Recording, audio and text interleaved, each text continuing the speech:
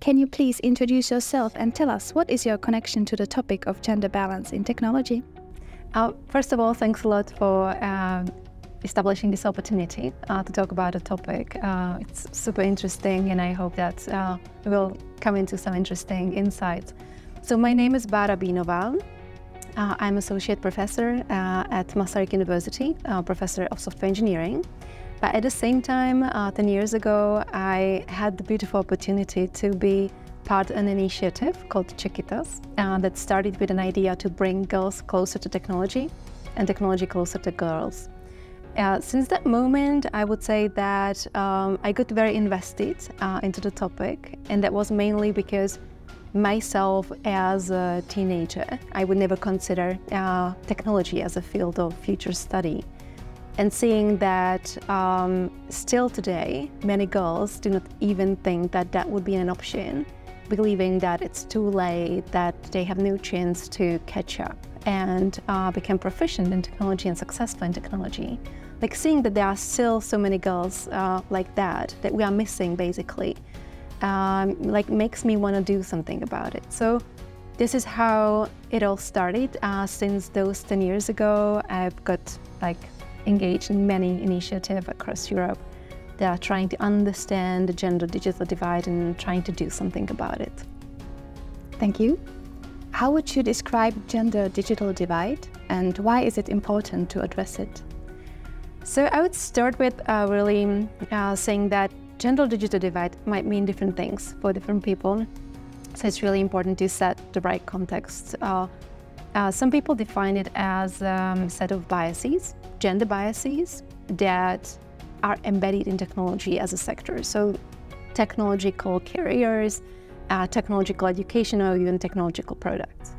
So such a bias can be, for example, belief that girls are not interested in technology, and so during education we will not offer digital education to them at all. In terms of a product, an example of a gender bias can be that when testing the product, we only approach boys to engage in the testing of the product, and then we develop a technology that is a good fit for a certain group but not the other. But at the same time, when people say gender-digital divide, the immediate association is the lack of a certain representation in technology. So basically seeing how few girls we see in technology, not only in terms of the junior positions, but also leadership in technical fields, or maybe professors at technical universities. So these are maybe the different perspectives we can have to understand gender-digital divide. And what are the main causes of the gender-digital divide? So when we look at gender-digital divide as that set of biases, then any kinds of biases basically appear from the lack of representation, because if we see only few girls in technology, our brain starts creating reasons and trying to basically find or get some understanding of the situation. So we ourselves start coming up with those biases in terms of, oh, probably girls are not interested, because if they were interested, they would probably be in technology.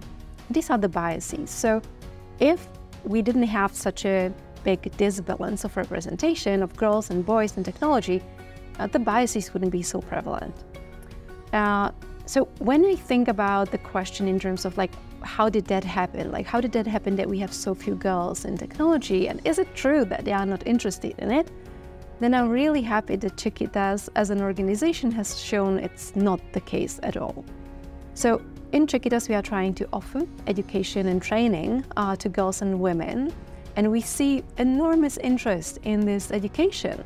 So when we started, I remember that we didn't really have much capacity to organize many courses. So we did a few, and then whenever we opened a course, then we got 300 registrations to 30 places within one day. And that was showing us that it is really just a misbelief or misunderstanding, believing that girls are not interested in technology. What we found out is that they just need a different kind of invitation to technology.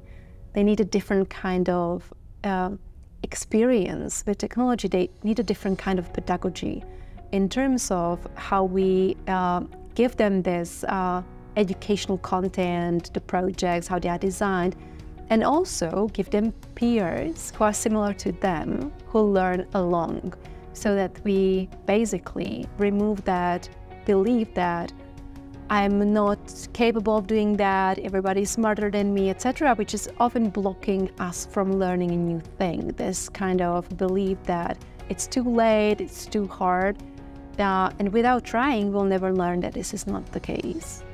So it's the imposter syndrome that's kind of... It's absolutely, yeah. It's one of the factors. So what we did in Czechitas, we tried to run a research to understand what are the different factors that girls face that steer them away from technology since early age.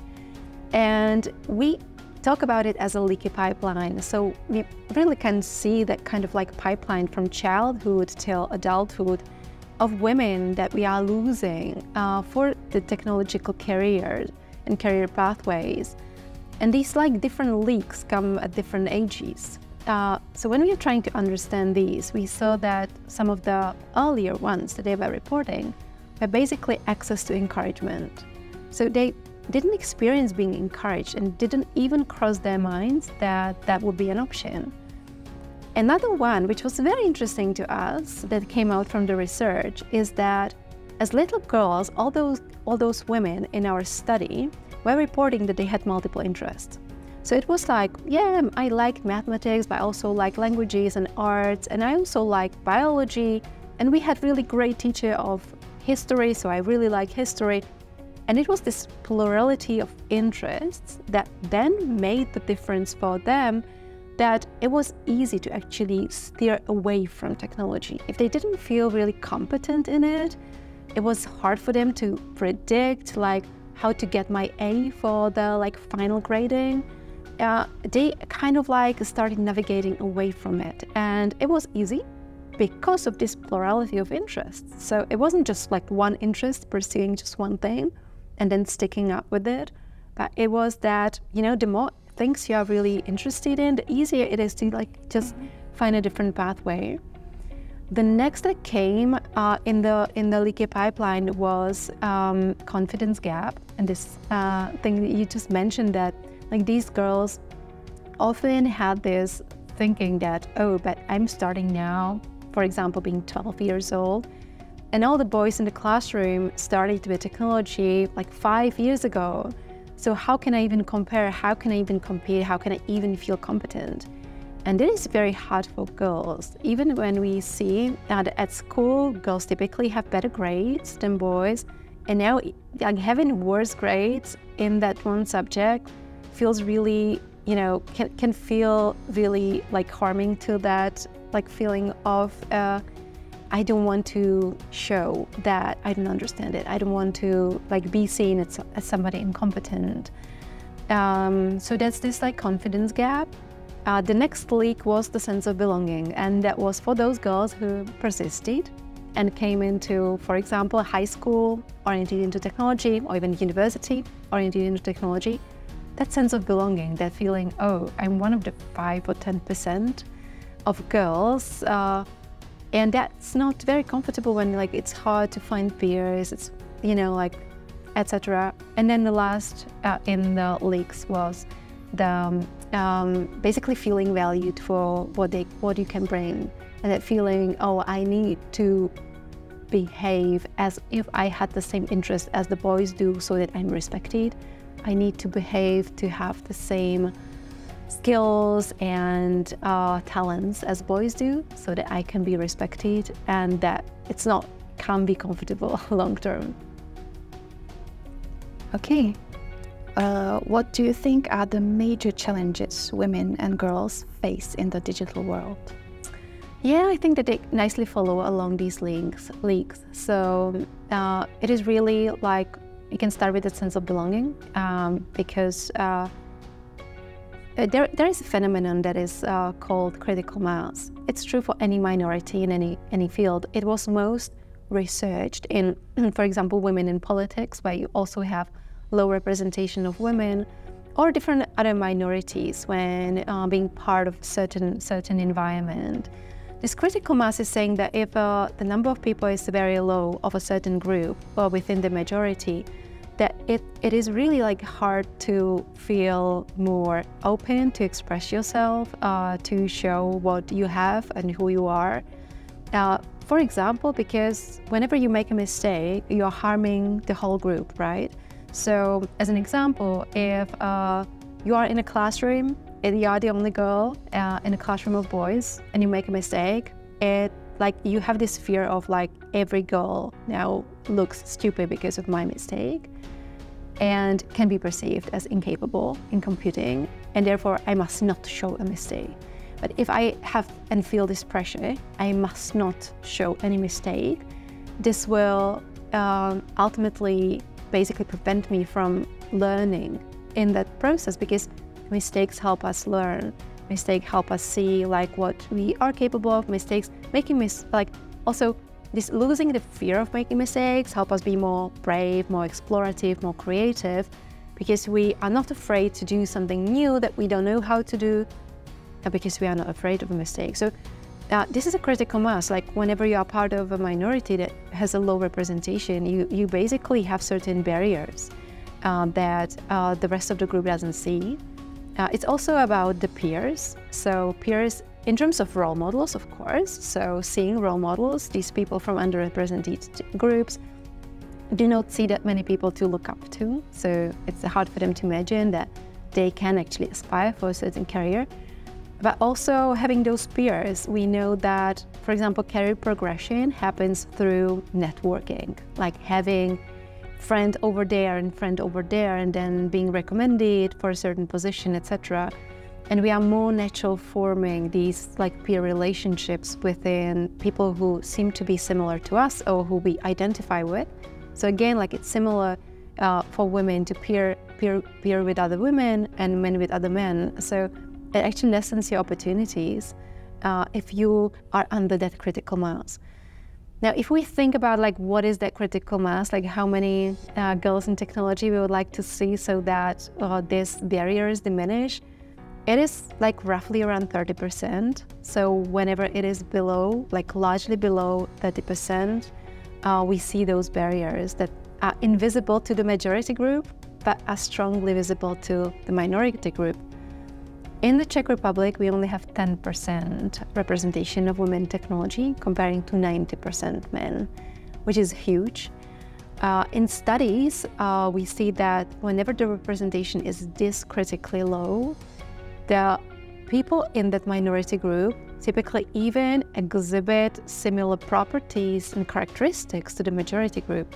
So for example, when you take this example, for example, you have a technical university and you only have, let's say, 5–10% of girls in that study program.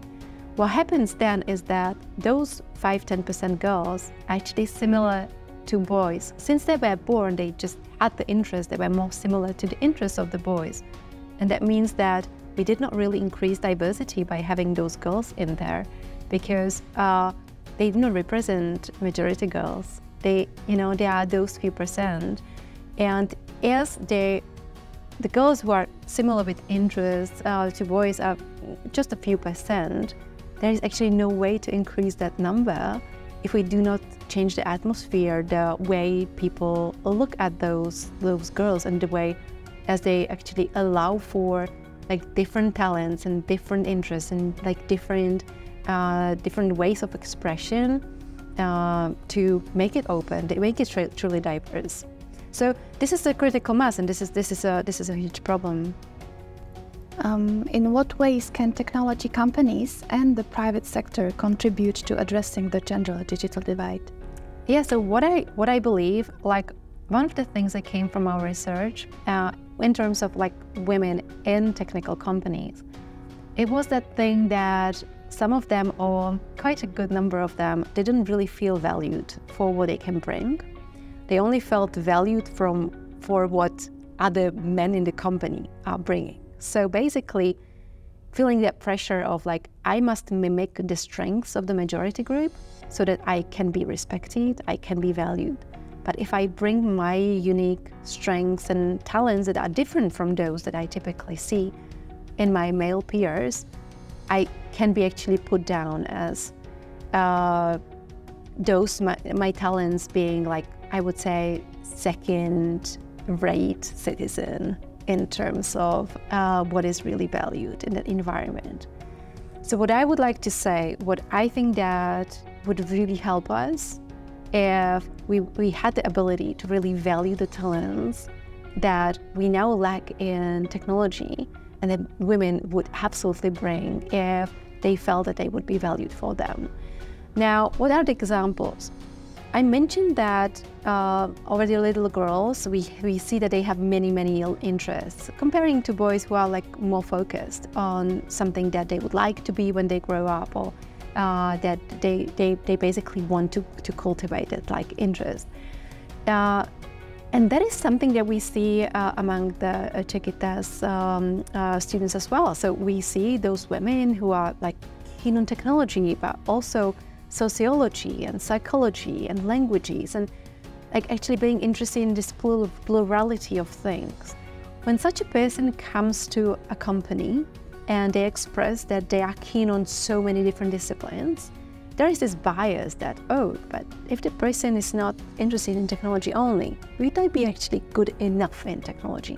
This is a bias. This is the example of our small ability to value that person is actually bringing something that we are lacking now, bringing this plurality of the talents.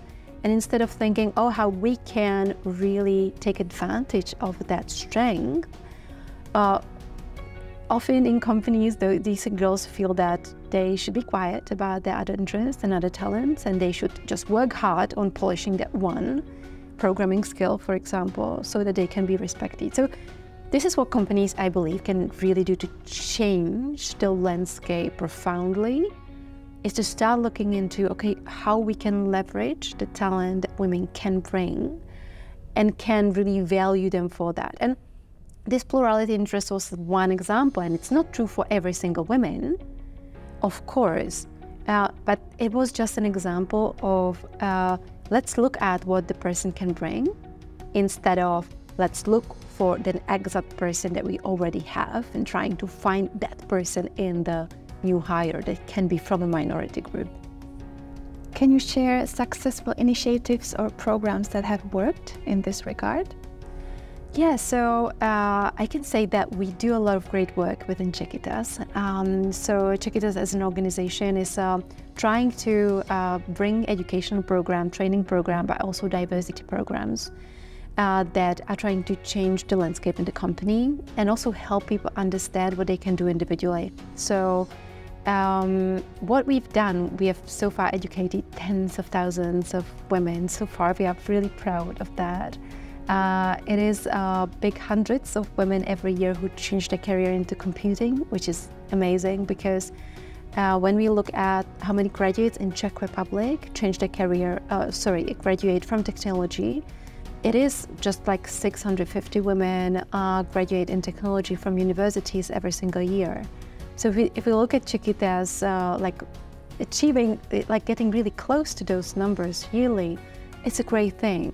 And what I also believe is huge is that as Czechitas, we're working with women who are changing careers, and they can bring a huge benefit of actually bringing that knowledge and expertise from the field that they have been educated in previously into technology, or learn technology and bring technology into that field that they are like having educational previous education in. So that, like, I would say, like really like building on the strengths that these women already have, but adding technology to it is something that we are really successful in terms of Czechitas, and then helping guiding those women to the positions in collaboration with companies is what then makes a difference. Not only in the workplace, but also at the homes of those women, not only because they get more freedom and like basically feeling of satisfaction and value on the job market, but also being the role models for the children and for all the women around them who see them and admire them and can get inspired to do the same change. What does the nonprofit organization Czechitas offer companies, and how can it help? Okay, so there are different ways of partnerships, of partnering with Czechitas. We are trying to find ways that are working well for both sides, for Czechitas as well as the companies. What we are basically searching for whenever we are trying to establish a partnership is this joint mission. Like, we want to change the landscape beyond a single education classroom. So we do not really look into the impact of Czechitas in terms of, okay, we can educate women to get some knowledge or training in technology. We look into Czechitas as basically tool to change the landscape in the country through opening up those mindsets of people in the Czech Republic, showing that technology is an open field. Anybody is welcome. They are welcome even if they didn't do technology or didn't have formal education previously. And if a company has the same mission, so they really want to encourage like a larger portion of our country, of our nation, and get inspired them to consider technology, we want to partner with them. We want to find a way. So we are then really trying to match and find a way and offer in our packages of way of collaboration, a way how this can make it happen.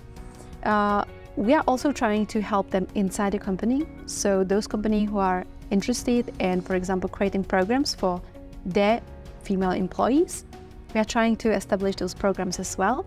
Now we are having quite exciting program that would help women who are leaving for maternity leave or returning from maternity leave. Because in the Czech Republic, the maternity leave is very long. It's typically a career break for around 4 years if you are university educated, or even 6 years on average for non-university educated women. And it means that it's quite difficult for these women to keep up with the evolution, especially when it's in technology that is so fast developing. So we are also trying to help in the environment of the company. We are helping with educating their managers so that they are more diversity and inclusiveness aware and can be the ambassadors of the change themselves. Thank you very much for your time. Thanks so much for having me. Thank you.